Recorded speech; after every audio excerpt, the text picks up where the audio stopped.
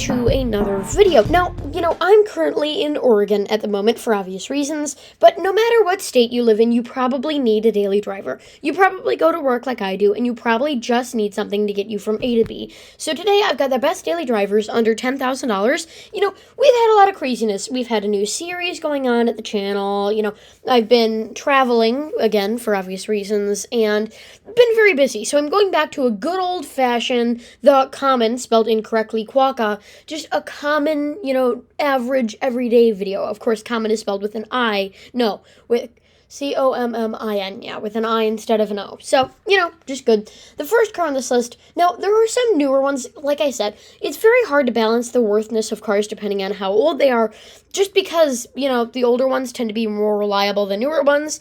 So there's going to be...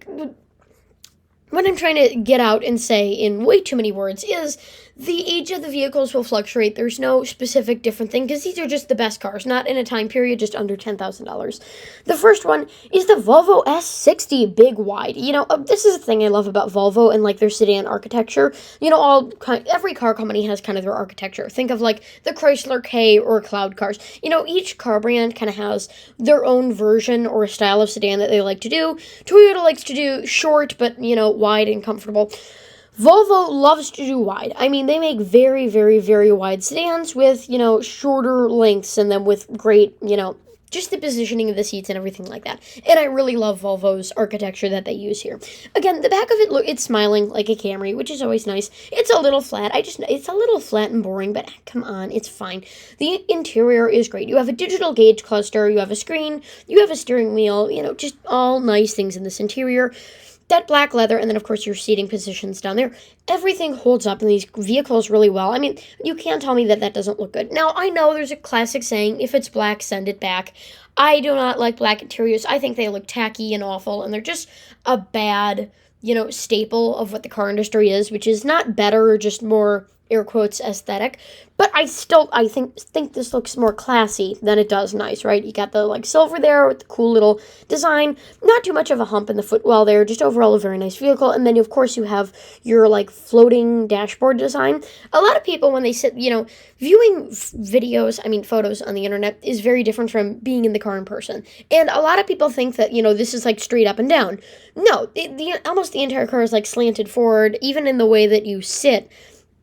It's a very weird seating angle, but it does work. Gives you more knee room, whatever, The interior overall is very nice. I will say I think this looks a little bit weird, but it's functional. It doesn't matter. So, yeah, this is a 2015, and it is currently going for $7,999, so $8,000, not bad, especially for 2015. This has 150,000 miles on it. We'll subtract 5,000 from that, and it's fine, these will last forever. These are really reliable, front-wheel drive, great gas mileage, automatic 8-speed, that's what you get when you move up to a nicer vehicle, and, of course, your gasoline direct injection engine, Don't worry about the direct injection engine, on cheaper cars, it's an issue. On these more expensive ones, they seem to just last better with nicer technology. This, the next one on this list is these Mazda 6s. There are just some car companies that, unfortunately, due to their rebrands, which I'll talk about in a later video, are not known for, budget anymore. And that's kind of Mazda, right? Mazda used to be that cheap, fun, but sporty, a lot of times companies, unlike Toyota, they don't want to be just boring. They want to have some redeeming quality. They want to be known for fast, like Mazda. In the thousands, they want to be known for, Miata, fast, small, light, fast, fun to drive, right?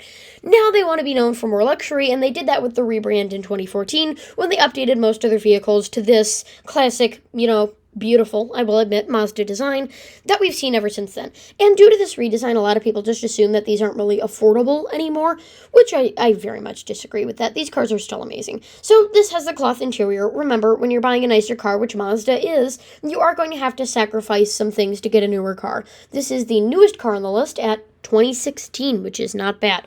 Again, you have barely a hump down there. The seats are very comfortable. It's like that nice suede material where you really feel like you're being held in place, you know. It has, of course, again, that nice Mazda, like, sedan architecture. They do narrow and long. That's more how they do things with the Mazda 6. And, of course, you can see, like, your windows there, lock and unlock, window lock button, your mirror adjustment thing, and then your normal door handle. You know, everything's set and styled really nice. You have a normal steering wheel, and all the materials, you know, Toyotas are known for this, so are Mazdas. They just fit together really well. That's why Toyota and Mazda worked together so many times, you know, in the past, because Mazda and Toyota appreciate each other for keeping their build quality consistent while other brands have struggled, right? Again, you have your shifter down there, standard automatic transmission, not bad, parking brake, modes, whatever. I believe that's to control your stereo radio system, which is right there. Now, this is going to be, I believe 2 of the vehicles have this, where as time goes on and time permits, their displays get orange, which is, it's weird. Just replace it. It's not going to be that expensive. And don't go to Mazda either. Just buy one off of Amazon. It's going to be 10 times better. You know, just replace the display. That's all that's really needed. And when you see the price of this, I think you'll be able to reallocate some of that money to your thing. Another thing that I appreciate Mazda for, everything's really done. You know, like in my car, there's a few areas where, you know, the frame is poking through. You know, the carpet doesn't really follow. In Mazda, everything's nice and buttoned up. I mean, even the trunk supports, you know. In my Prius, you can see the actual, you know, hydraulics that are holding it up. This one has really nice, you know, plastic covers. Looks really nice. Everything's put together really well in these cars, which is, of course, why Toyota loves Mazda so much. So, yeah, Mazda 6, not bad, $10,000 budget. This is $9,989. A great amount, 105,000 miles. This is the iSport, which is essentially just the base model, which is, again, 26 to 38 miles per gallon. A very big differential, you know, front-wheel drive, jet black mica, all that, you know, normal everyday things. So let's move on to the next one, which is the Lexus HS. This is the wild card, right? Usually I do videos, unfortunately, where there's one car that just kind of stands out of the rest, just because I love this car and I want to include it. And I try not to let my personal bias get into my videos, although sometimes it does in terms of opinion-based content. This is definitely one of those times. I'm just letting you know. I love the Lexus HS, and I think you will too. The architecture is so beautiful. You have a long hood. Remember, a great, you know, hybrid system, a really great hybrid system. I mean, these last forever. Almost no piston ring problems on these models, right? Nice, just classic sedan, and it looks sporty. It looks really nice. You have those Lexus wheels, that nice, classy, you know, walk through the park with the silver and everything. Just very, very nice, like, smooth jazz styling. And then I don't get, you know, Toyota makes sense and they don't make sense, right? When something looks cool, they do a cool thing. When something is meant to be average, they do still a cool thing to make it look cool. I don't get where this fits in there, because it's a luxury car, and yet it has, like, the cool, weird Prius things. And also, this car has no right to be designed this sporty. This is sportier than, like, a GSF. You know, this is good on terms of Toyota. The one thing I don't like about this car is this. It's on all models. It always ends up looking like crap after a few years. It turns white. It's out, and just get some, you know, the plastic bringer back one. Do not use the fire trick on this. You will melt it. That's just a stupid idea. Just use one of those plastic refurbishers to get that, you know, nice black and shiny again. The chin. Now, this is the other car with the yellow screen issue. If you can withstand the chin, this will be a great car for you. Great daily driver. Everything in this car works, right? Again, yellowed screen. Just buy a new one off of Amazon or eBay, and it'll be fine, right? Leather seats, these are a lot more comfortable than the regular Prius seats. In my car, I actually did a swap where I took my Prius seats, because I have a 2012 Toyota Prius 4, and I would do this with the 2008 because its seats are worse. You know, when Toyota can't do something like plush and leathery like this, they go for ergonomics, which doesn't work. It just doesn't, the lumbar and everything. So I actually swapped my seats out with a Lexus LC450 seats in my Toyota Prius. It needs a special wiring harness, and I needed to jump some pins over it. I have a solder. It's fine. You know, everything ended up working okay, and I'm very happy with them. You know, couldn't do that in the 2008 because no other car shared it. You know, there was no other car that used the same frame. It was just a rebadge, which is what this is. This is a Toyota Prius. Nicer looking, sportier Prius, but still a Prius, you know. These are great. Again, that leather, a lot of people don't appreciate Lexus and how hard they try. You know, that beautiful stitching, the wood little island there on the sea of plush tan leather. It all just looks good. Fun fact, this interior actually inspired the 4th generation Prius, which was a historic flop. Other than that, the Prius is just kind of that. It's I mean, the the HS is just kind of that. It's simple, it's fine, it's got the iDrive system. I would just take that out, like, again, just replace this with a screen and then cover that up with storage or whatever. There are packs that do that on Amazon.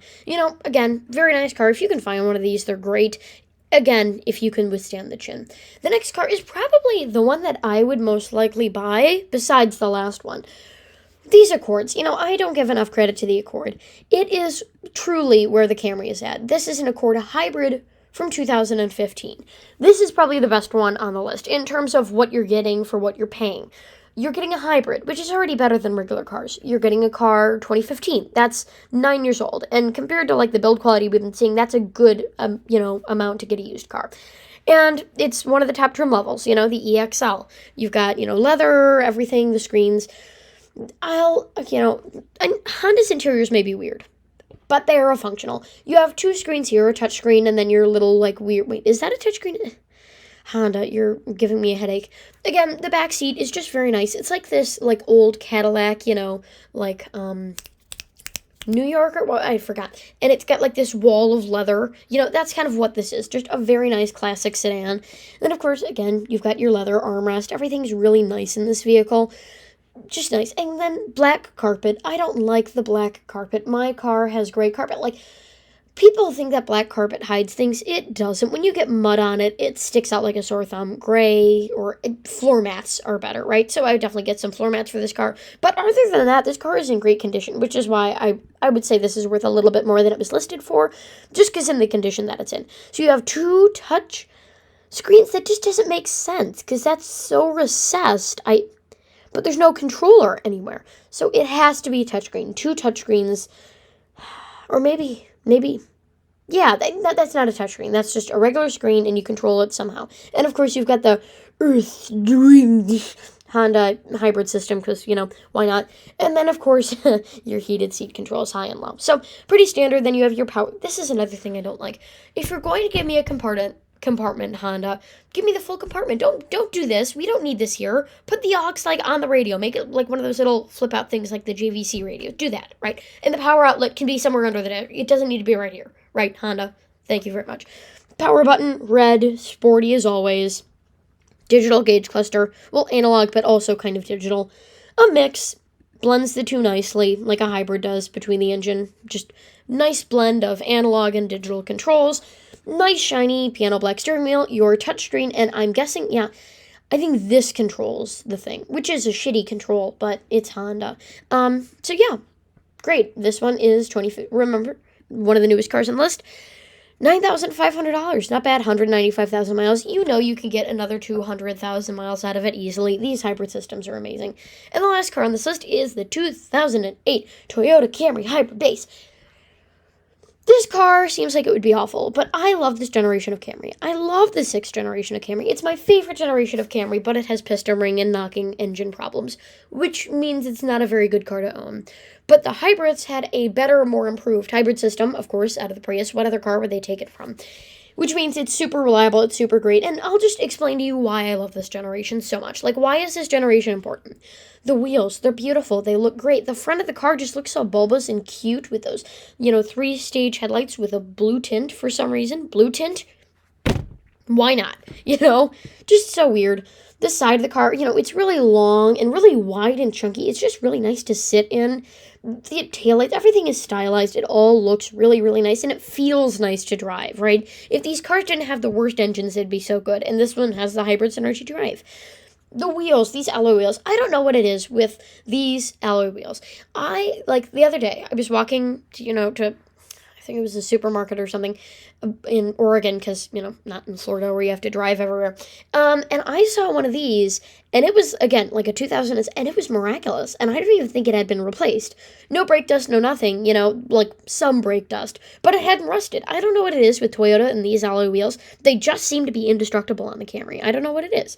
Of course, you have your variable valve timing Toyota engine with your hybrid synergy drive somewhere in there. Classic. This leather, I always love the other leather, and I love, again, Toyota really needed the 6th generation to be successful, which it was, just unfortunately they rushed it. I did an entire video on that. Ancient history, but I did, in fact, do an entire video on that. And Same, these leather seats, just so nice. They put so much effort in. And another thing with this is the luxury that you get, right, compared to the last generation. Full touchscreen and dual zone climate control. Yeah, full touchscreen and dual zone climate control. If you're wondering where your thing comes from, if you hit disc, I believe, then the entire screen folds down like on my Prius, and then you can put the disc in. Then, of course, you have your plasma cluster, which was on all, like, when I first got it, I thought they were like my Prius. It has plasma cluster. Well, no, I'm forgetting. I bought my car like 2 years ago. Wow. I test drove a Prius that had plasma cluster, because the plasma cluster technology, which is essentially just a pollutant filter, was on there on the screen exactly like it is here, just on the Prius version of this. And I thought they were talking about like the method they used to cut the glass for the thing. And then I bought mine, which is a 2012, so it doesn't have the little plasma cluster logo written on the single zone climate control. So yeah, dual zone climate control, filtering, all the buttons are nice, and I love this blue. Just this cool 90s, like, shiny pinstripe blue. It reminds me of like an iMac. A really nice interior. Funny. See, this car dealership, man, they're so hippin' with the kids, totally. Again, these rear seats just so, I mean, come on, they got the Lexus team in. That's like feet's worth of comfort. Absolute feet's worth of comfort. Just amazing and great. So, yeah, again, these are the best off-roaders. Jeez, no, do not take this thing off-road. You will brick it indefinitely. So, essentially, if you ever need a daily driver, these would be my choices. So with that, thank you for watching. Don't forget to comment, like, and subscribe. And the weird blue line is back.